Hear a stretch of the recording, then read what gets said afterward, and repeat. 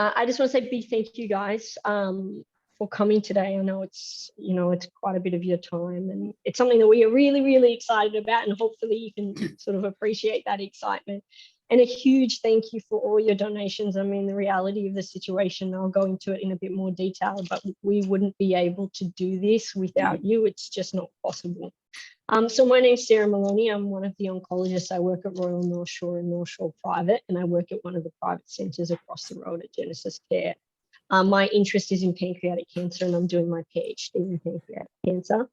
And the reason why I'm doing my PhD in pancreas cancer is because all of you guys know from personal experience that we need better outcomes. And you can see that it is possible, and it will be possible, and we will get there with pancreas cancer. I always think of the melanoma. Even 10, 12 years ago, we had nothing, and now all of a sudden this is a disease that people are living with, and there's no reason. The biology is very different, don't get me wrong, but there's no reason why this can't happen for pancreas cancer.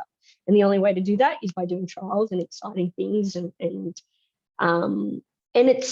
one of the reasons why this is so important is because, and you guys as friends and family of people who've gone through this know it far better than us, but even as clinicians, it's really hard to have someone sit down and just be able to say, look, there aren't really any great clinical trials that we have to offer you in New South Wales or around Australia, and this is standard of care, and this is what we've got. So from a clinician perspective, being able to offer something that's more than just what everyone gets, that's, that might change things for people in the future, is just like, it's really essentially why we come to work of a day, to do this. Okay.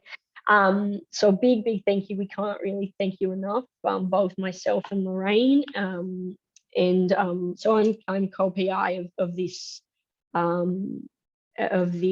trial, and we're running out of 3 different sites. And Lorraine, as you probably well know, Lorraine Chantrell is the PI and is leading it at Wollongong. And so this is Australia, well, multi-centre trial in in New South Wales and down in Victoria. And we are very close to starting, which is very, very exciting. But I'll tell you a little bit about the trial and then where we're up to and what it means to us and things like that. So just to go over it, the reason why your donations and everything we've done is so important is this is a small trial. So this is what we call a phase 2 trial, and everyone on the trial gets the treatment. So unlike those fancy randomized phase 3 big center trials, there is no placebo. Everyone in gets this combination of treatment, which I'll discuss in a second. And the reason why this is why we appreciate funding and we need funding is this is not the sort of trial, because it's very sort of niche and smaller, it's not the sort of trial that places like Cancer Australia or an NHMRC are really excited about. They want things that are 200 patients that are not rarish cancer like pancreatic cancer. They love the things that are breast cancer, prostate cancer. You're going to recruit 1,000 people, and yes, you might only have a marginal impact on their quality of life. This is the sort of stuff that they want. They're not interested in, actually, this is really important, and yes, there's not as much pancreas patients as there are breast, but the impact that it's having on people's life is huge. And so this is why we're so grateful for everything that you've contributed and just ongoing support and keeping up to date with the trial, because it's really important to us, and you guys' ongoing interest is, like I said, it's why we do these things. So the cool part about this trial is immunotherapy is the new fad, as everyone knows, and it's pretty much the game changer in melanoma. And we've tried it in a few different settings in pancreas cancer, but they've always been smallish trials. They're not as robustly tested, and they're often tested in the setting where people have had surgery and they're having the immunotherapy after, or they're giving immunotherapy with another drug that no one's really tested before. So what the aim of this trial is, and depending on what you guys have experienced through pancreas cancer, certainly the way that we're going is people get chemotherapy before surgery. then they get surgery, then they get some chemotherapy afterwards. And we think these days that that's the key to success in trying to help these outcomes look better. And we hope that this is also a change that we will end up reflecting and seeing in the next 5-10 years time. But what we're doing is we're adding immunotherapy in with that chemotherapy. Okay, so you're not taking away the standard, you're not giving anyone inferior than what they would get elsewhere, but you're giving them something extra. And this is usually quite well tolerated, and we know this because we give combination and a lot of other treatments. So it's something that we certainly around Australia, people do not have access to. And it's something that people, if they wanted to fund, and we have had people in clinic that I know that have wanted to self-fund immunotherapy, it's $40,000-$50,000 a year. It's a lot of money for people who just cannot afford it. So the ability to be able to give this to patients and to say, actually, look, we don't know how successful it is going to be, but we have this opportunity that we can give you. It is very exciting. So I was telling Nikki the other day, and I'll talk to you about it when we come into when we're due to start, but really exciting. I work in a centre that's very, very high volume pancreatic centre. So we see a lot of patients each year. And one of our surgeons who probably does the most pancreatectomies and Whipple's procedures every year in Australia is involved in the trial as well. And it's probably about a month or so away from starting. And he tried to recruit a patient already. So there is a lot of excitement and a lot of people that are interested in this, and that's the exact reason that we can give people more, essentially. So in terms of how to run a trial and one of the logistics, you guys probably know this, but everything takes a little bit of time, and we're lucky enough that AstraZeneca has jumped on board in order to give us this immunotherapy, and the immunotherapy name is durvalumab, and the chemotherapy is FOLFIRINOX. So these might be names that are familiar to you. But essentially what we've got to do when you think about the logistics of a trial is you've got to get the right people involved. So you've got to get largish centres involved, because what we're trying to do is recruit, and our aim is to recruit 20 patients over the next couple of years. And, you know, as you guys know, it's not a very, it's on breast cancer where you get a lot of people at each centre. So you've got to try and choose the right locations where you can benefit the most patients. So that's involved. We also need to get ethics involved. And we also need to get the right team that can make this possible. And there's so many people that we also need to thank. And there's trial coordinators. Big thank you for Nikki for doing all the groundwork before all of this happened, and ongoing groundwork. But there's so many people that are needed for this trial to happen, and they all do their job for the same reason we all do the job behind the scenes. So it takes a lot of effort. I'm just going to show you where we're up to, because in the realm of COVID, oh, sorry, let me just share screen. In the realm of COVID, being able to run a trial that's relatively on time, it's pretty impressive. And actually we've done so far so good. So this was the planned date from last year. Obviously things take time. It's taken many years. So Lorraine came up with this concept way back when in 2018, I think it was. And so everything takes time, but actually in terms of trials, this has been quite efficiently done. So the plan is for the first, we're up to here, which is May 2022, or we're in between these two. And certainly, so we're expecting the immunotherapy to arrive in the next couple of weeks. And then the plan is to start recruitment in early May. And certainly in the last meeting that we had, that was looking on track, which again is pretty impressive in the realm of COVID. So this is just like a small one sentence of all the things that happen at certain dates, but as you guys can imagine, it's quite a logistical task to run at multiple sites and multiple different ethics boards, and so to date things are looking pretty promising. Yeah. And Yeah, go for it. Can I, just with these patients, what sort of patients are these? I mean, they're obviously pancreatic, but are they early stage, late stage? Yes, so they're early stage pancreatic cancer patients. So as you guys might know from all the research that you've done, we have patients that are, metastatic, so surgery we can't go to, and then there are patients that are potentially resectable, and they all form a one cohort. So you've got patients that we deem are either resectable at diagnosis or borderline resectable, so meaning you could go to surgery straight up, or you could go and have chemotherapy first. So or you've got people who are more locally advanced and we need chemotherapy first to downstage them. So the idea is, and this is just because you have to choose a cohort in any trial that has to be quite narrow, because otherwise you're going to get too much like it's not got, like if you pick too many cohorts together, it will be too difficult to now analyze the results.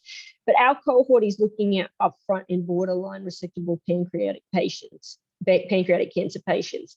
And the reasoning and the rationale behind that is, as you probably know, is that we get these patients that have this chance for cure, and we're able to get them to chemotherapy, and a lot of them we do get to surgery, some we don't, but a lot of them we do get to surgery, or they're taken to surgery first, and then some of them get chemotherapy afterwards, and some of them aren't able to recover in time. So does that mean the patients coming on have actually not had any treatment at all, or they may nothing whatsoever? So we recruit them when they're initially diagnosed. We discuss them in the meeting, and we say, look, they're a chance for them to have surgery, and so then we refer from the get-go. So, and that's also part of it as well, is they're chemotherapy naive. So being able to draw in and have people know about the trial early is really important for that reason, because, you need to get people from the beginning. And the way that we usually recruit, and all centers will do this, but every new patient that comes in with pancreas cancer will be diagnosed at a multidisciplinary team meeting. So that's with surgeons and radiation and medical oncologists and things like that. But the reason is, and I guess the rationale just to go on with that behind giving it in this setting, is that even for patients that make it surgery and chemotherapy, we're still seeing high portion that have their cancer come back. So if we can do something to try and prevent that from occurring by giving them an extra treatment, that's the aim. Now, the aim of this study is not to see, the ultimate aim of the study is to see how many patients were able to get to surgery and how many patients were able to get through the treatment, and starting to have a look at what sort of response we're getting at surgery as well, and what sort of response we're getting in terms of overall and recurrence-free survival. But the aim of this study, because everything has to start small before it can go bigger, is what are these patients that we're giving this treatment to, are they having a bit better outcomes when it comes to surgery? Are they having a bit better outcomes when it comes to recurrence-free and overall survival? And are they making it to surgery the same way they would if they didn't have this immunotherapy? Before you go on, yes, Sarah, I'd just like to follow up on Michael's question, if I may. Yes. You mentioned in passing very quickly that there could be opportunities to downstage is what the expression you used. Yes. Now, I assume that's some sort of treatment to move them, let's say, from stage 2 to stage 1 and so on. Yep. But then you also mentioned that when patients are metastatic, it becomes very difficult to put them on the trial. Yes. My question, of course, is that sometimes the very limited number of patients, 20. So have you taken account of the situation where the status of the cancer hasn't quite been determined yet because scanning can't pick up the actual cancer that it may exist in somewhere else in the body. You hit the nail on the head there. So you actually may suffer a decrease in the number of patients when patient may come on, and all of a sudden they're not going to be suitable because the cancer is spread post their enrolment in the study. So I'm very concerned that with only 20, you might actually have a drop-off rate, and therefore the study may not be as effective as it should be if you can get 20 people on the study for the whole length of the study. So yes, great question. Yeah, great question. I'll answer it in a few parts, if that's okay, because it's a little bit complex. But so when you get diagnosed with pancreas cancer, you go through, as you know, CT scanning. We do here PET scanning as a standard, but this is not PBS funded. So we have a little bit of money in our account where we can give some people access to PET scans, but then that money obviously runs out and then people have to self-fund that. So how we decide it, it's not so much, so stage has got to do with, as you know, the size of the tumor and the lymph nodes, but it's also got to do with how resectable things are surgically. So different like the three different ones that potentially are still within the cohort of surgery as a possibility are up front, so we could take them directly to surgery. Borderline, where we could take them to surgery, or we might not take them to surgery first up, and these locally advanced, which we cannot take to surgery. Now, the metastatic cohort is a completely different cohort of patients altogether. Now, the way we determine that is based on the same things that determine our other three categories as well. So we use CT scan and PET scan. You're 100% right. So when we know this from anecdotal evidence really, but when we see a patient and we present their scans up and we say, actually, we use radiological staging, which is, not the same as pathological staging. It's an inferior method, but usually what we're getting patients who have a stage 1B on scans, but when we take them to theatres, we get them, for these ones who go straight to theatres, we get a 2A, etc., if that makes sense.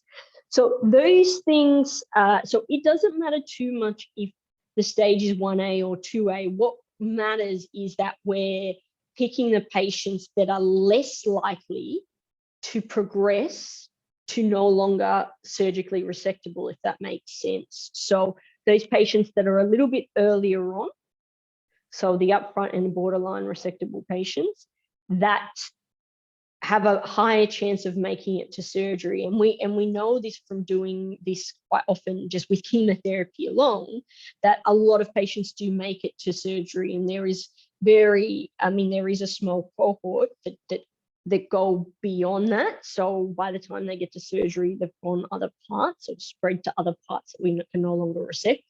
But usually by choosing these patients as determined by what their vessels look like and what the size of the tumor, etc., looks like, we're able to predict which ones are more likely to go to surgery. Now, the way it works in the trial is, you're right. So we talk about this idea of this micrometastatic disease that we don't know about, or we can base it on is the CT scan. And that's something that, we won't ever know about. But the idea behind it is you get identified as a certain stage when you get discussed at the meeting. You quickly go through to this treatment. So you're getting systemic therapy fast. So the chances of you progressing between when you were enrolled in the trial and when you start chemotherapy / immunotherapy is lower, if that makes sense, because you're recruiting pretty quickly. If you're waiting like 5-6 weeks, you're spot on. It's going to completely change the game. It's not going to work as effectively. But if you can try and recruit people, start them on the trial relatively quickly, then that tries to mitigate that risk of people progressing beyond a certain point by the time they start. Now, even if these patients technically are upfront resectable from what we deem it, or borderline, it's very unlikely that they're going to go all the way to metastatic by the time that the trial starts and commences and goes on, if that makes sense.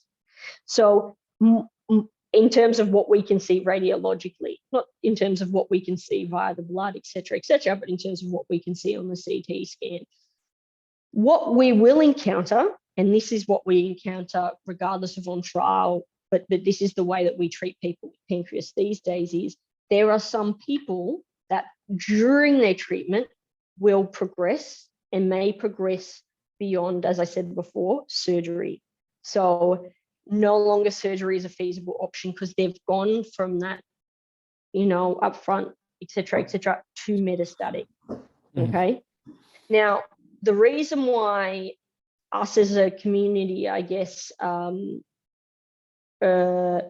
still use this approach of chemotherapy first is that this is a big procedure that people have. It's not like, oh, I'll take off a cyst in my leg. This is a huge operation. And what we know is that a lot of patients that went and were taken straight to surgery never made it to that chemotherapy part because they had problems with wound complications, they were deconditioned, they were malnourished, so they weren't able to actually make it to that chemotherapy component.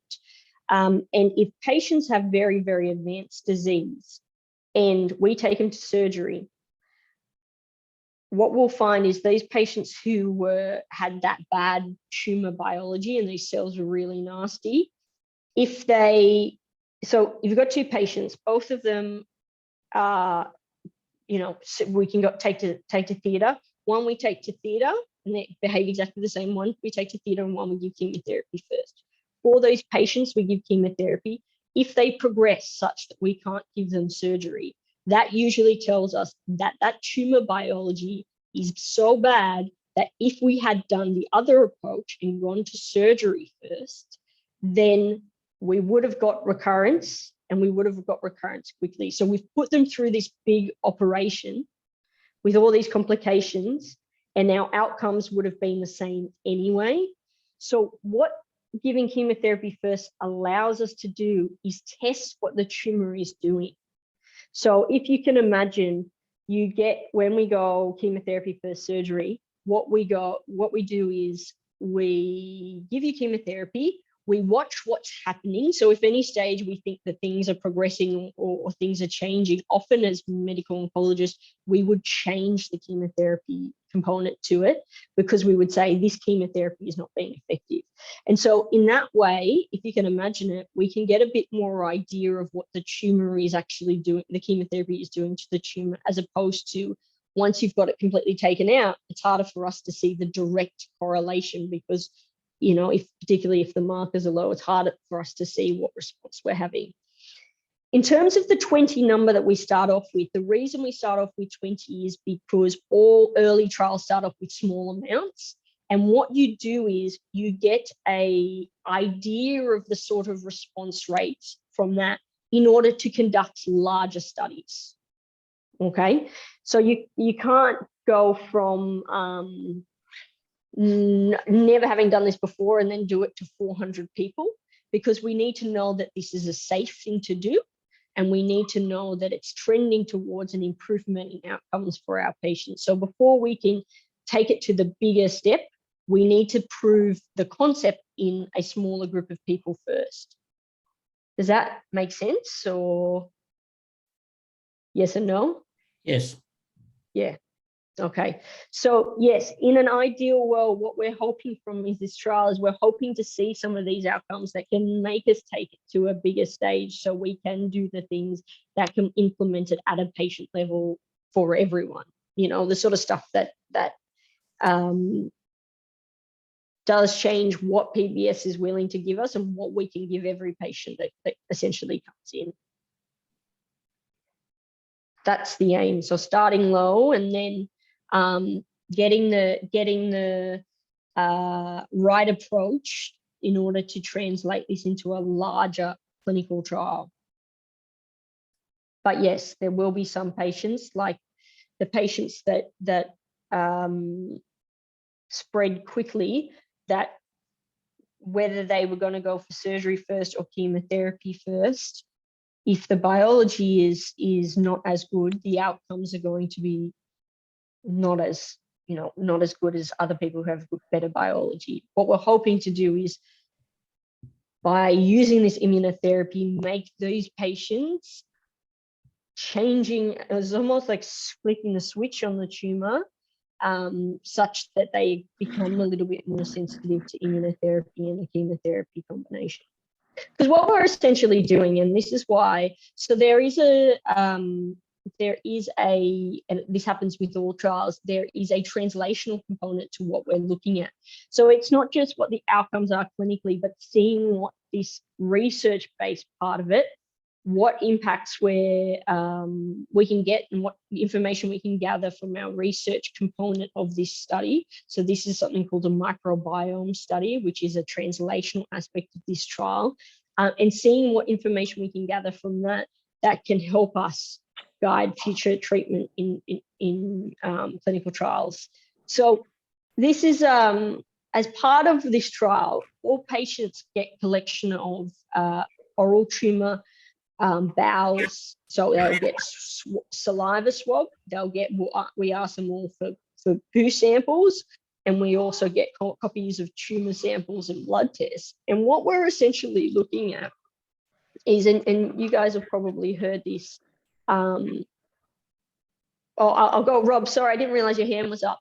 I'll interrupt. You're very polite. You want to go? I'm so sorry. That's all right. I just wanted to clarify on that question that you're discussing there, whether what you're hoping to achieve from this trial is some improvement out of the sample of 20, some statistical improvement compared with a normal sample of the same size. And whether the sample size of 20 is actually going to be big enough to give that statistical improvement. So what we do, and you're right, so this is like I said, this is a phase 2 trial. It's a one-arm trial, so we're not comparing it. And please do in future just scream out, because I might not say that it's coming up very small, I think. So what we're doing is, this is a feasibility and safety trial. So, and again, trials start off with these small, before they can go to bigger trials, they start off with these smaller trials. So what the actual endpoint is making sure, and we did work out the statistics to the group of researchers that we're working with.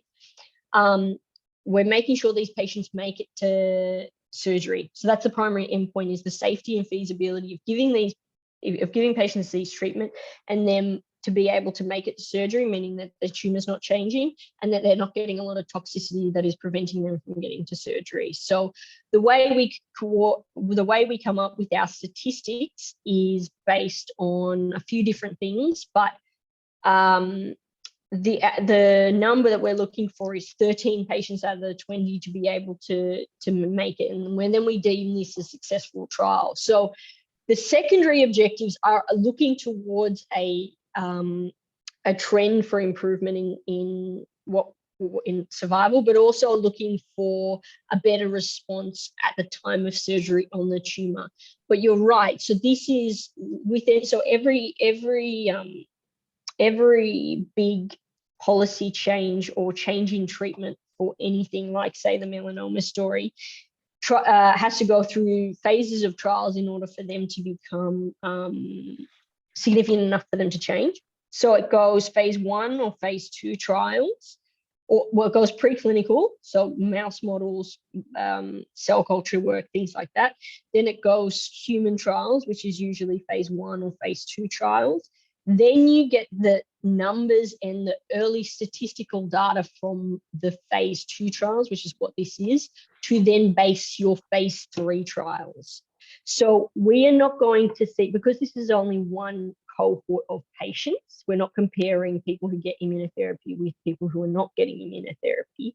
The number statistic, we're not expecting to see, we're not going to get the right statistical outcomes to say this is more or less successful than standard of care. But that's not what we're looking for. It's more about looking for, I mean, that's something that we can we do as a secondary endpoint are interested in knowing what the overall recurrence-free survival is. But you're right, we're not going to get that rigorous statistical, and we wouldn't get it from 20 patients. 20 patients wouldn't be significant enough in order to do that. And where it would go from here, if we start to see promise, would be, and before anything can become mainstream, would be something like a randomized control trial, where you're comparing people who get immunotherapy with people who don't get immunotherapy. And then you've got, obviously, like any randomized control trial, you've got the discordance or the unbalance of people getting the trial drug versus people getting standard of care itself. But yes, so with 20 patients, we wouldn't be seeing, we're not going to be seeing such changes that says this is definitely, now we can use it straight into our clinical work, and this is going to convince the government. No, so thanks for that. This is the first step in a long road, and this is the step that is not funded by government generally. So exactly right. You can't get to the changing practice trial until you've gone through this smaller phase 1 trial. So it's sort of catch-22, isn't it? And this is where a lot of trial ideas get halted, because of the funding as the problem. So there are a lot of good ideas around for many trials, but if you what's interesting, sorry Sarah, what's interesting is in this trial is that you have that going on, but as well you were addressing the translational research piece, which correct. I think is going to be off the back of these 20 patients, and that's what's important to note about that. Yeah, so exactly right. So this is the halting point for many ideas.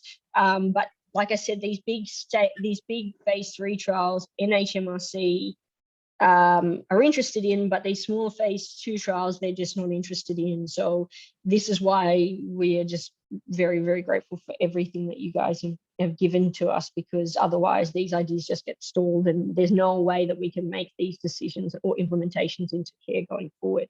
But yeah, as Nikki was saying, so I'll just go into a little bit more about these translational components. So as part of each trial, as part of every patient that's going through this, what we're doing is we're collecting various tumors, various samples from them. So bowel, saliva, tumor specimens. And what we're doing is we're lucky enough to be able to collaborate with a few centres here. So we're collaborating with the WeHi down in Melbourne, but also with the microbiome and the team there that are close to St. George. But what we're looking at essentially is, and there's a lot of them, you guys might have, you probably have heard of all this interesting microbiome of recent. So all the natural bodies, your body's own flora and bacteria and the tumour's own bacteria, and how all that fits together in the development of cancer. And that's really a novel, sort of the last couple of years, people have been interested in it more and more. And again, that's something that we will see very much over the next, say, 10 years becoming, the way to guide treatment and things like that. Now, that's particularly interesting in this situation because, as you can imagine, what we're doing with the immunotherapy is we're priming the body, we're giving it to patients, and it's priming their own bodies to fight off the tumor itself. But it's changing all the immune cells, and it's changing everything in them personally and at the side of the tumor, so that it's creating the ability for the body to be able to kill these cancer cells as well. So by collecting, what we'll be doing is at various time points, we're collecting these saliva and these bowel samples that, before and after we give them these treatment to see about changes that happen in each person. So we're looking at two things between each person. What is the variability between one time point to the other, but also what is the variability between one person to the other and one patient to the other.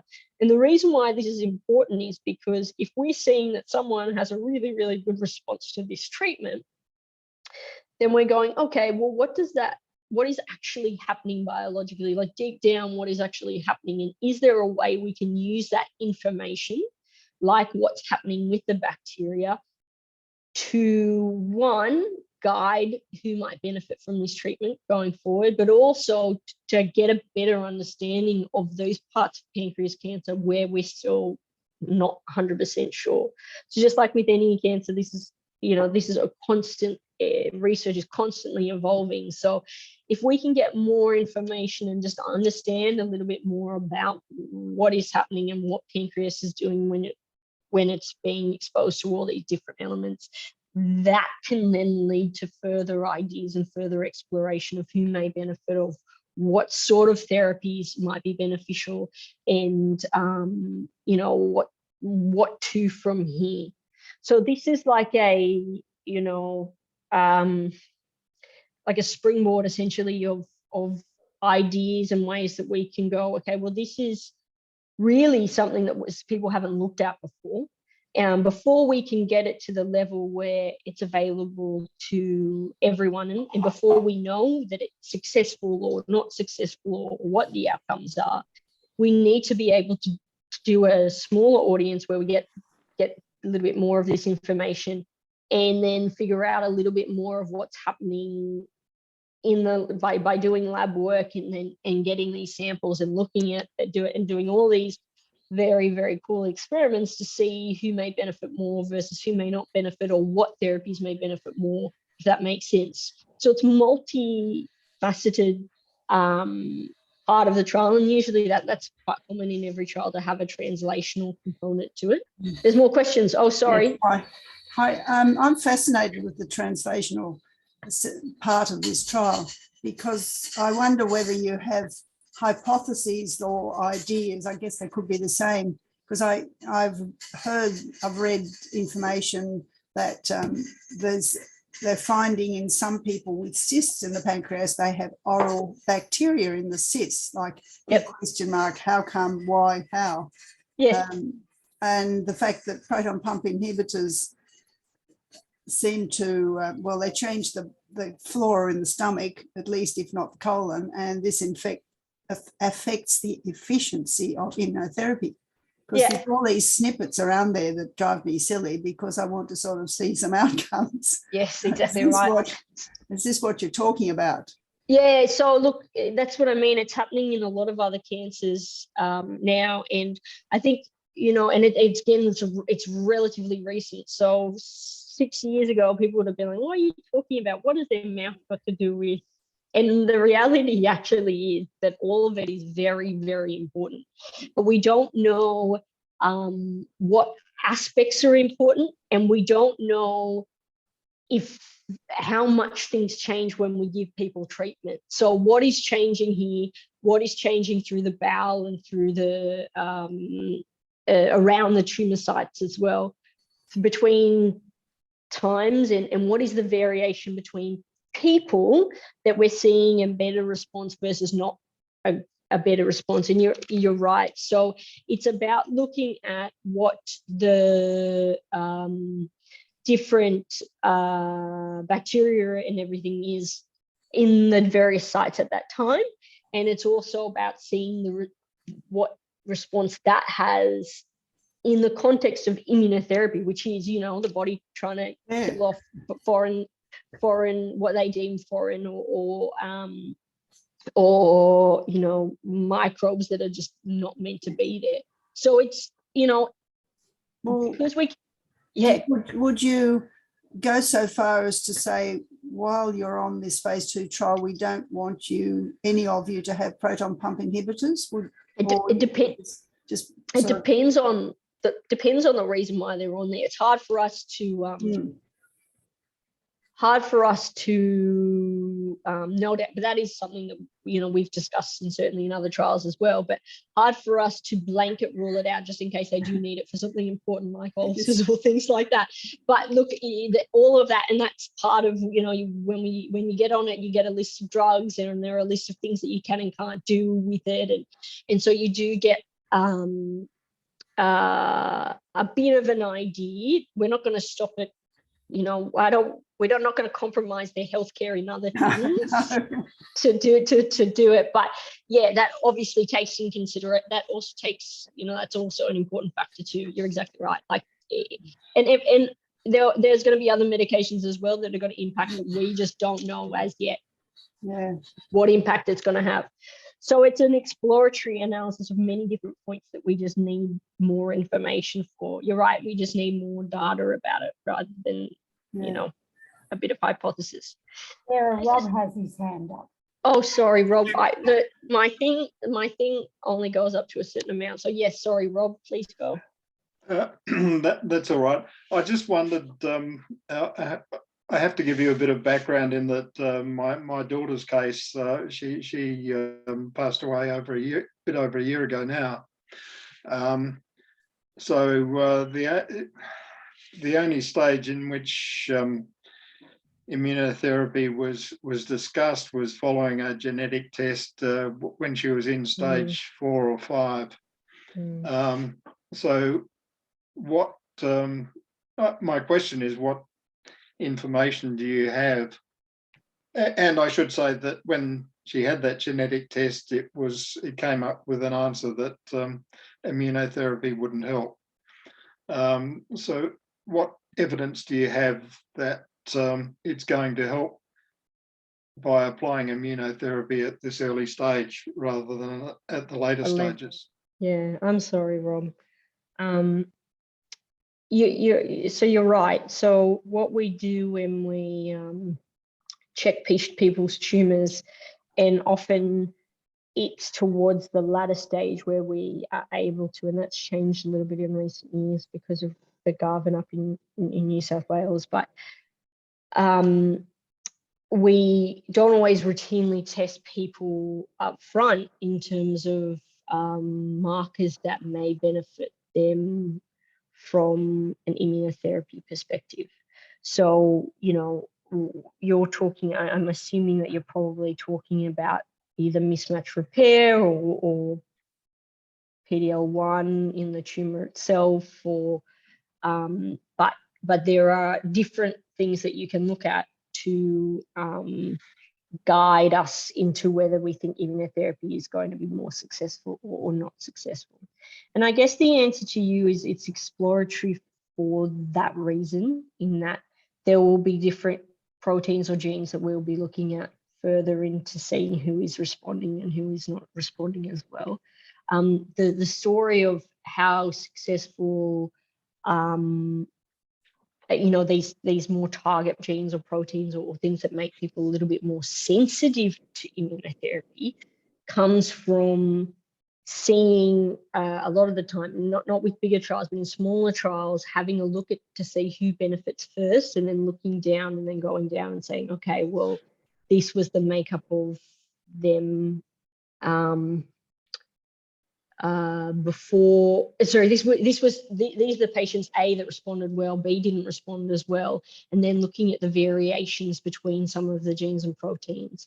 Now, in an ideal world, we would be able to look at, you know,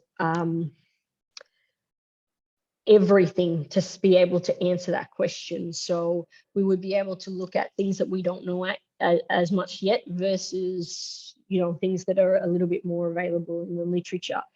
But at present, I think we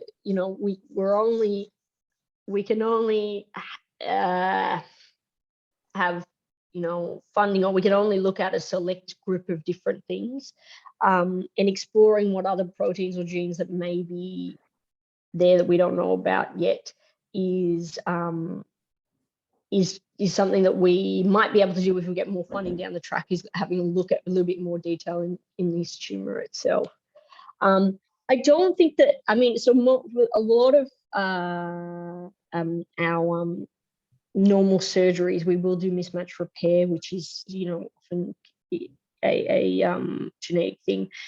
I don't know if PD-L1 status is being done routinely. It's a very, very important question, but it's also, I guess there's perhaps more to it, which is what we're trying to look at from a microenvironment perspective as well. Is we have some information from that, from the trials we've done, and we've got these select criteria of who may benefit and who may not benefit. And some of the things, including tumor mutational burden, are a little bit still in that not 100% sure phase. So if we can find other things by looking at their microenvironment, or we can find little snippets of things that may be more sensitive or more specific at predicting from immunotherapy, that's what we need. We need other markers that may be more beneficial at being able to predict from that.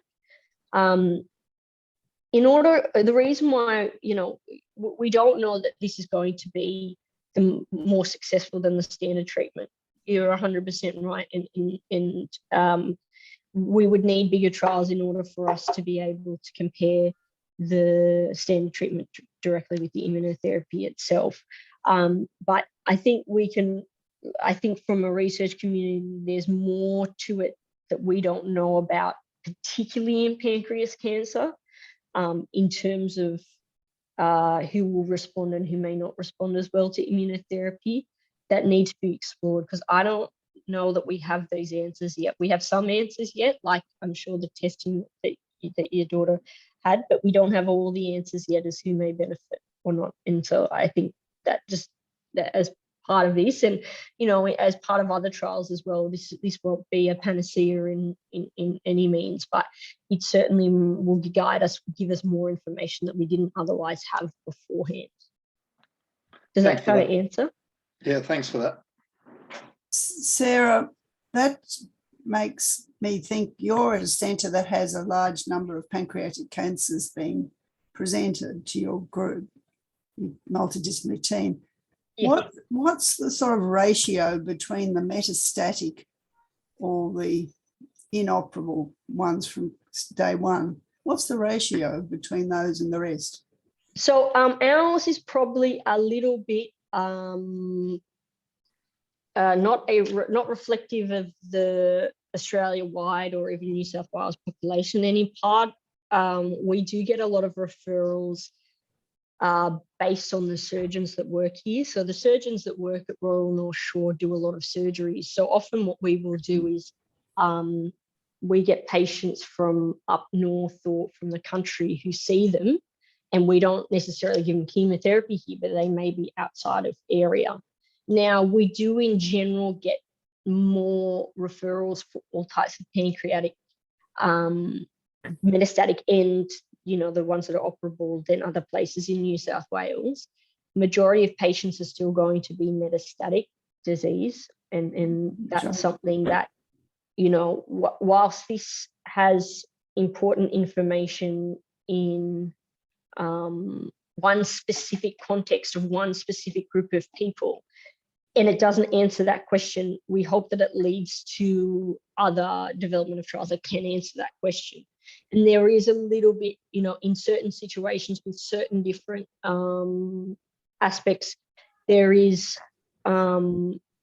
are some trials looking at the more advanced disease, whereas looking at it in the early stage disease is something that's not being done around Australia. So we still have, you're right, this is a smaller portion, but like I said, it's a sort of a disproportionate portion compared to your usual population that you get, and that's in part because of the surgeons. But yes, so if we got given a task of directing it towards metastatic, we certainly could recruit a higher number. We wouldn't in a phase 2 trial anyway. That's limited by different aspects as it is. But you're right, we do have a higher proportion of our patients that are surgically operable or have a less advanced stage of disease at time of compared to the normal distribution. Yeah, compared to the normal. Would it be about 60% of pancreatic cancer? So probably around 75. It's hard. So if you're talking about metastatic in general, we're probably getting, back in the previous days, we would have said it was probably an 80-20 split. Yeah. But now, because of chemotherapy being a little bit more effective at helping these ones that are just not operable come together, that's probably less of a split. So you're probably seeing about a 70-30 split. Yeah. And you're right, we're probably at our centre seeing a higher proportion, so probably about a 60-40 would be pretty accurate, or a 65-35 proportion of patients. Yeah. very painful. Can I follow up on that? Yeah. Is that, I didn't raise my hand because of it, but this led to another issue. Yes. Is that because you believe, and it's not related to the clinical trial as such, that there's now a better understanding of symptoms and more patients are being diagnosed earlier? So probably the And reality I'll come is, back to my other one if you don't mind, my other question. oh yes, but just yes. So you got the hand up, go for gold whenever, just interrupt me. So I'm not sure that that's truly the case in terms of us knowing, in terms of identifying things as quickly. It still is one of these situations where it doesn't get diagnosed often till late. And that hasn't changed really too much in the last 20 years. What has changed is that by giving a bit more intensive chemotherapy than we had 20 years ago, we're able to get some of these that would have been I'm never going to think, not spread elsewhere outside the pancreas, but just so big and so close to vessels that they were never going to get surgeries. Some of them were able to actually get more to surgery now because one, the chemotherapy is a bit strong, and also generally people have got a bit of better health literacy these days and a little bit fitter and probably able to tolerate things a lot better than they were in the past. So you're saying that there's more success in, let's say, shrinking tumours off portal veins and the like? Correct. So that's exactly right. It's all got to do with vessels, but we only used to have, well, we're way back when we only had a 5F, one single agent, but we're now getting more like 3 agents as opposed to 2 agents as opposed to 1 agent, etc., in terms of the chemotherapy. And even though that's not 3 times as much successful like as we hoped, we're still seeing a little bit better outcomes compared to the single agent chemotherapy. But you're spot on. So it's about shrinking a little bit, but it's about getting it away from the portal vein, getting it away from the SMV, so that the surgeon can go, well, actually, I can take this and I can take it safely without either one, impacting on these vessels, or making sure that there's no cancers on these vessels. And so taking it off that. Can I come back to my original reason? Of course you can. My hand? Yes. What's next? I mean, you put up that we shared the screen with the timetable. Oh, yes. I'm just curious to know where we're going. I'm conscious of time. I don't know what the timetable of finishing was, but what's next and where we're going with this? How quick do you think you're going to be able to get 20 patients onto it? Yes. And then so on. I mean, I'm going to share the screen again, which is probably my weakness, but bear with me. Okie dokie. All right. Sorry. Can you see that? Yes. Okay, just let me move things a little bit out of the way because my things are a little. Okay, perfect. So this is point where we are sort of in between there now. We're hoping to get total people finished enrollment in 2 years' time. Okay, from the 3 different sites. Then we have various time points along there where we're hoping to get percentages. So in a year's time, we're hoping to get 10 patients. And then as you can imagine, 6 months' time, we're hoping to get 5 patients from each of the different sites. Then after what we do, so once we've collected all these patients, what we then need to do is follow them up.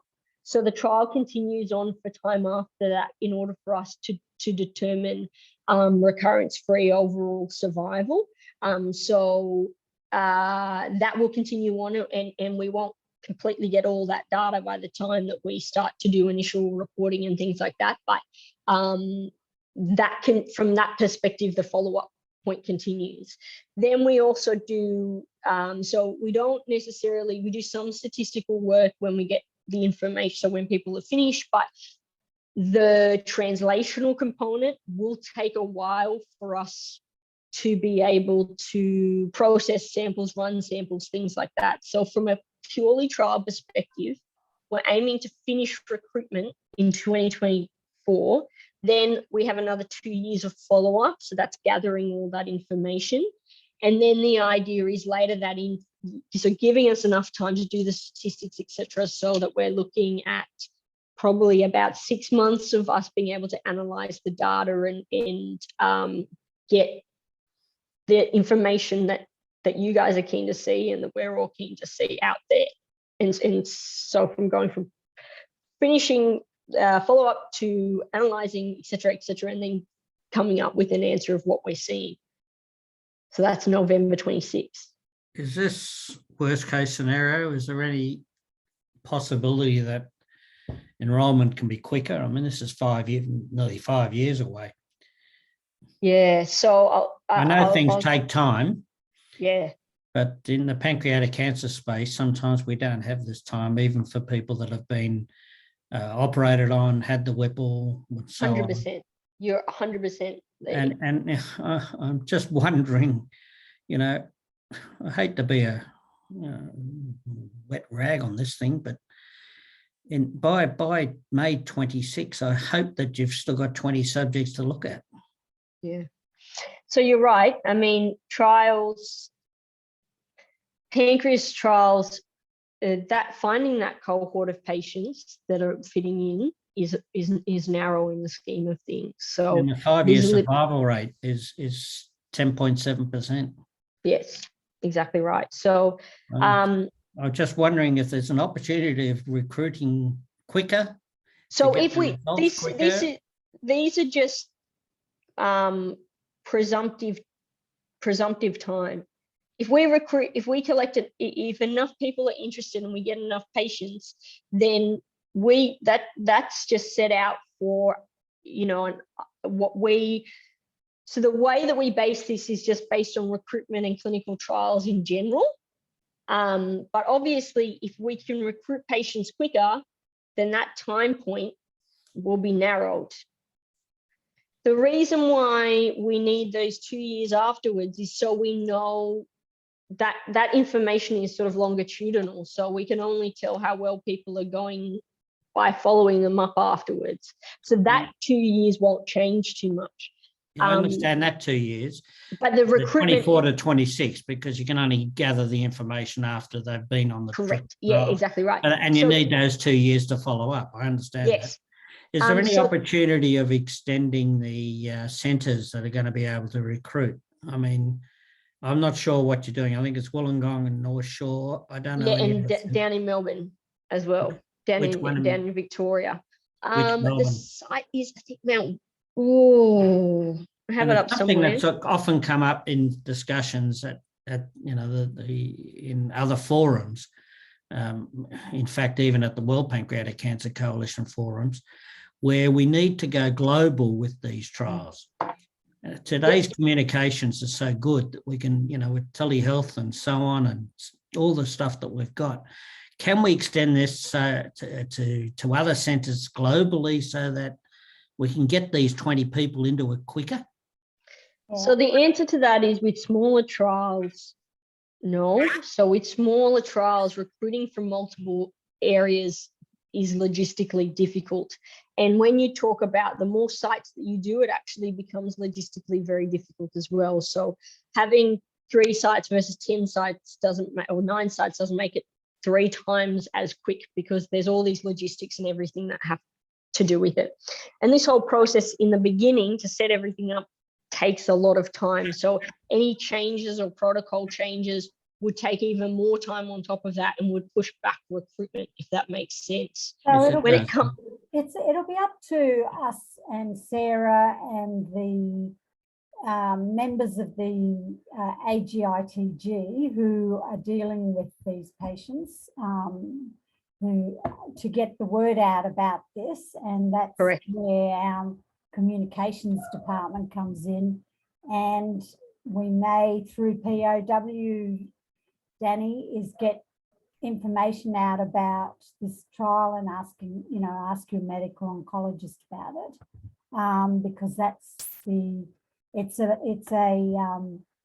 a marketing opportunity to get more patients on quicker, as long as we let surgeons know and other hospitals know as soon as possible. It's one of the issues that we are constantly facing, aren't we, Sarah, in terms of recruiting patients for trials? But the goal would be wonderful if we got them on quicker than 2024. Absolutely. absolutely. It, So it make makes good at. it makes me want to send an SOS out to every oncologist in Sydney, Melbourne and Wollongong, an SOS stop. If you've got a pancreatic cancer, stop. Don't start treating them.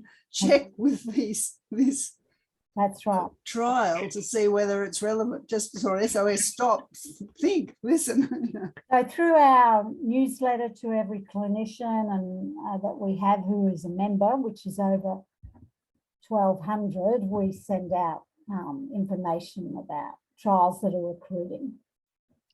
We also, clinicians communicate with each other. So it's quite common for us, if we don't have a trial, for us to reach out to our colleagues that are GI oncologists at different centres and say, do you have this trial? So it becomes talked about pretty quickly in the community about what's available and what's not available. If I can add, in defence of the pancreatic cancer medical community, they are very close. Well, from what I understand from Lorraine and others, and I'm sure the word's getting around. It's just a question of, I suppose, every one of those oncologists and research clinicians, to some extent, have their own little Project. consideration of what they want to look at, and so on. But get the word out, please. It's 5 years is a long time, but clinical trials take that sort of time. But this is only 20 patients, not 200. It's not a random, Yeah, big trials, randomized controlled trials take and take a lot longer. Yeah, a lot longer, unfortunately. And Yeah, but in the pancreatic cancer space, sometimes we don't have that time. no, That's- we don't. That worries me. We never do. You're right. I mean, there's not much more to say than that. You're right. We're a little over time now, but if you could stop sharing. Oh, sorry. We might wrap it up now. Danny, that was a really, really good question, and it's something that needs to be grappled with. If we can get patients on quicker, that'd be great. Rosemary runs the pancreatic cancer network group, and I'm sure Rosemary will get the word out among her network, and we'll just really work hard on that to get people onto this trial as soon as possible. But I just want to, if you have any more questions, please email me and I'll forward them to Sarah, who I'm sure. Yeah, please do. Thank you, guys. Thank you so much for spending an hour and asking all these questions and for being involved. And seriously, for donating everything, we're really, really grateful. And that this is the best way that we have. We will get there. We'll give it some time, but we'll get there. Okay. All right. So Thank you, so much. Sarah, for your update. Very much. Thanks very Very, much. very Absolutely, much. You too. guys. I sincerely hope that it's very successful and we can get some patients onto it quicker, and we can make it all happen so much faster, because we really need all the help from all of you people. We've all been through this horrible journey, I think. Yeah. And we just need as much help as possible, and we all need as many supporters. Absolutely right. Okay, to the cause and to the journey that we're all on. And I do appreciate having the update. It means a lot to me. You guys, that's the least we can do. You're very, very welcome. Thank you, everybody, Pleasure for speaking. coming, and have a wonderful weekend. Yes.